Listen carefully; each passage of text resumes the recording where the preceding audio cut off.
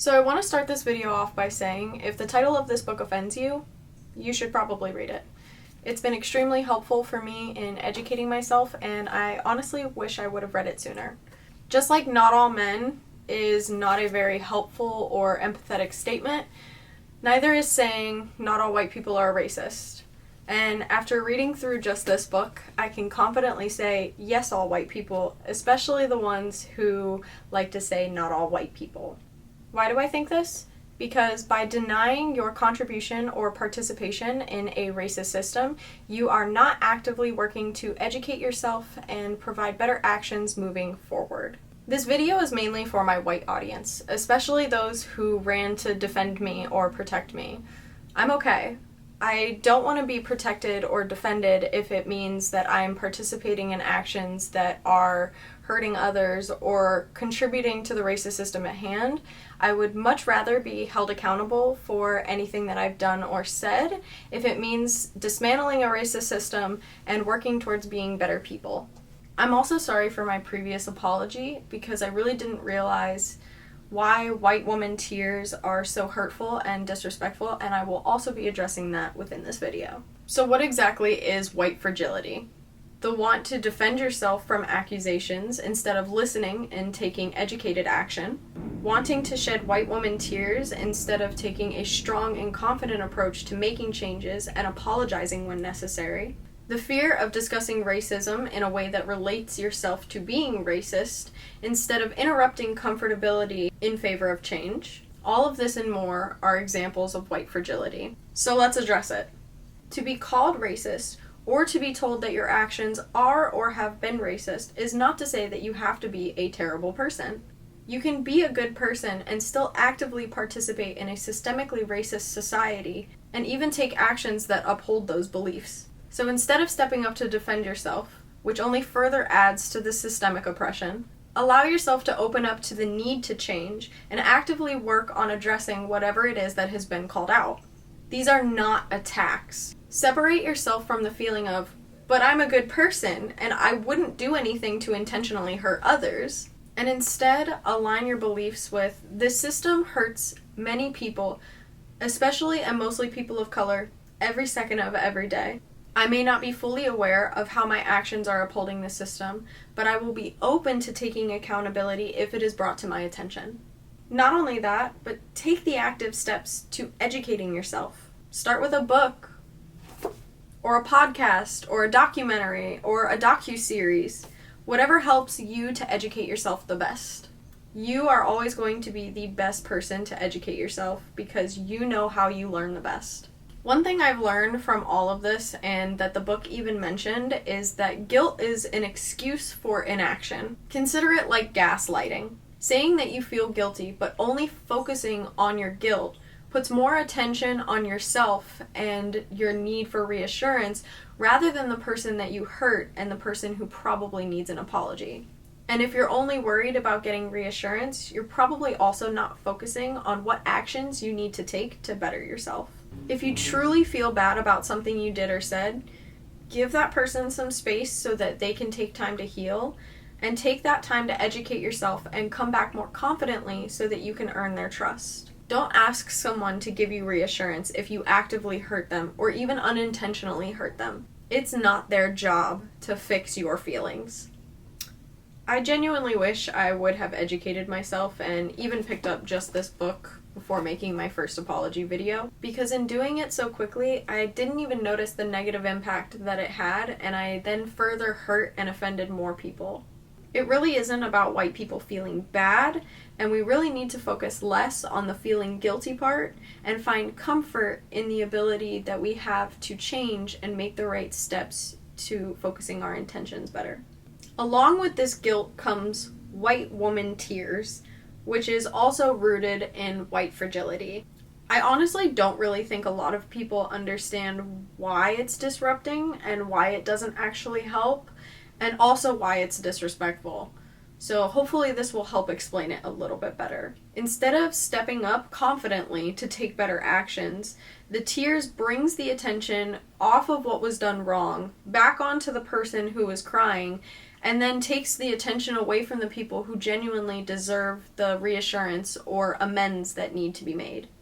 When I made my first apology video, I did see that a few people said that I produced crying without crying or white woman tears, and I was honestly a little confused as to why people were upset that I felt bad.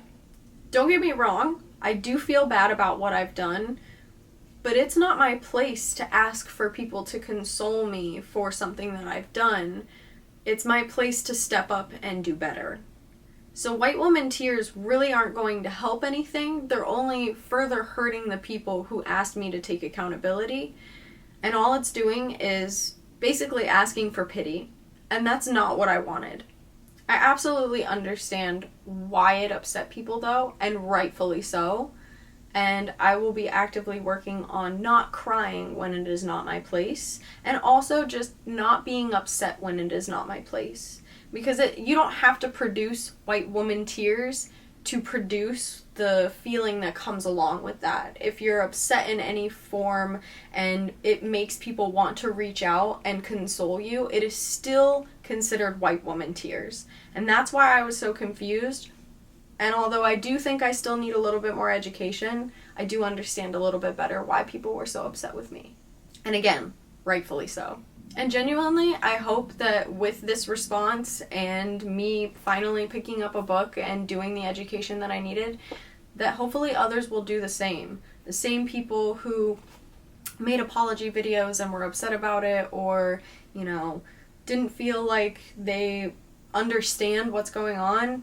I hope I can inspire other people to do the same. So what exactly can we as white people do to interrupt a systemically racist system? Honestly, the steps in this book were a great starting point. Although I know there are more books out there, this is a great starting place because it is a white person speaking to a white person. And so you get the full white perspective, so you can see where your actions relate. A few of these important points that I would like to start with are work on not going immediately into defensive mode. Apologize for your mistakes and thank people for holding you accountable so that you can make those changes. Ask if there's anything else that needs to be addressed or worked on so that you don't continue to repeat said same mistakes. If the person you want to talk to seems upset or offended, maybe consider asking somebody else. Allow people the space they need to heal if you said or did anything hurtful. Take time to educate yourself or do the hard work instead of putting it on the shoulders of others. You can always revisit a relationship later. Don't push it. And if that person feels that they cannot or won't be able to revisit it, don't push it. Just let them leave peacefully. In any situation, racism-based or not, it's really not healthy to try and force relationships if they're just not going to work. And nobody, and I mean nobody, has to stay in your life. Regardless of if you became the best person in the world and never did another thing wrong again, nobody has to stay around. And I know that's kind of a hard thing to accept because, we want to see that if we become a better person, that the people that we upset would stick around. But sometimes the hurt we cause is just too much. I've done some pretty shitty things in my lifetime, and even some that I didn't even realize was still contributing to a very oppressive system. From saying the N-word to making some very ignorant and uneducated comments about the protests, and even making claims of being colorblind, I am openly taking accountability for all of my actions.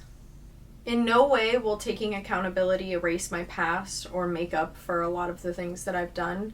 And I don't expect that most people will want to stick around while I become a better person.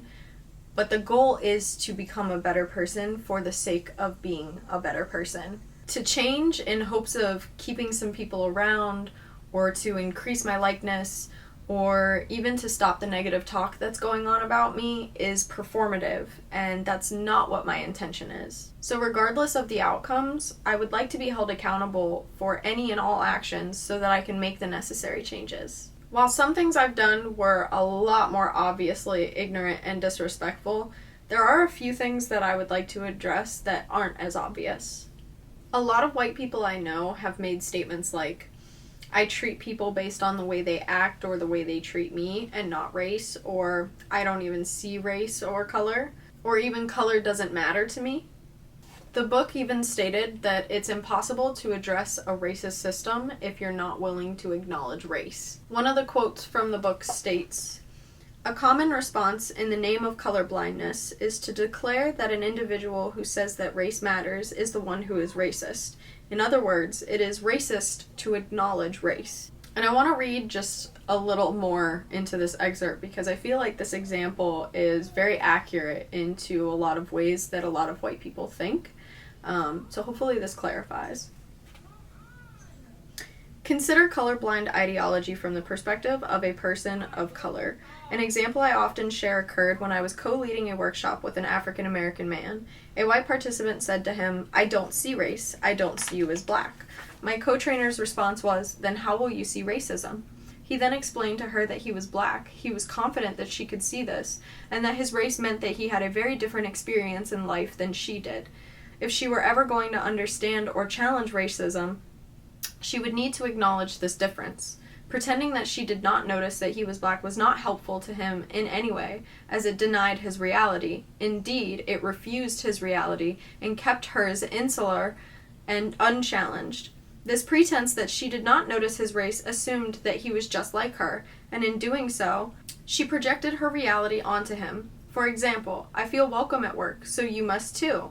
I have never felt that my race mattered, so you must feel that yours doesn't either. But of course, we do see the race of other people, and race holds deep social meaning for us." With this being said, the first step to dismantling a racist system is to acknowledge that it exists. We cannot fully hold ourselves accountable if we do not also acknowledge the system in which we live. After the 2020 protests began, I made some very unsettling statements, and to be honest, I am extremely disappointed when I look back on the things that I said.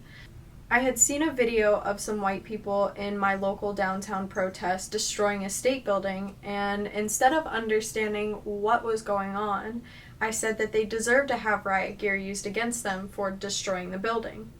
Immediately following me making this statement, a plethora of people had made comments saying that I needed to educate myself, that I was extremely blind to what was actually going on, and that I needed to make changes. So I did. The very next day, I decided to go and protest. I took myself downtown, and I bought supplies, and I showed up to see what was actually going on, and I was shocked to see that it was nothing like what the media said. Not to say that the protests were fun in a sense that, what we were protesting was not a fun matter, but it was fun to be there. There was dancing and music and singing and people doing spoken word and poetry and other people sharing their stories, and there was nothing aggressive or violent about it. There was absolutely not a single thing that needed to have riot gear used against it. Yeah, there were people with guns, white and black. Yes, there were people who were causing disturbances, but the overall majority of what was going on was a beautiful moment, watching people come together. And I remember it was like night and day when the switch happened. We were all marching. Nothing was absolutely off about it. And then all of a sudden, I looked over to my left and I saw a wall of normal police officers switching places with riot gear police officers. And I was so confused. And I remember there were some people that were ahead of us and they stopped and they were like, "Please don't do this." And I was like, "What's going on?" And a person who was next to me and was listening to me ask what was going on was like, "You should get ready to run. They're about to tear gas us and they're about to shoot at us." And I was like, "But why? There's nothing going on. Is it because we're protesting in the street? I thought we had a right to do this." And they said, "Yeah, but that's not how this works. That's not what's going on."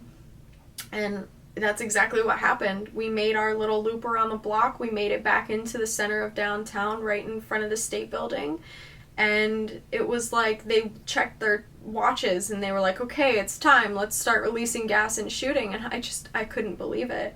And I remember I started running and I almost tripped and got trampled in the crowd. It was terrifying being shot at. I had never been shot at before. And it completely opened my eyes to the issues of what was going on. And I'm so glad that I went. But I really wish that I wouldn't have taken that as this is enough education for me, because even as I participated in the protests and knew that there was something going on that I needed to educate myself about, I thought I knew enough. And I wish I would have done more. I was so convinced that I knew it all after seeing it with my own eyes that I didn't continue my education with resources like this.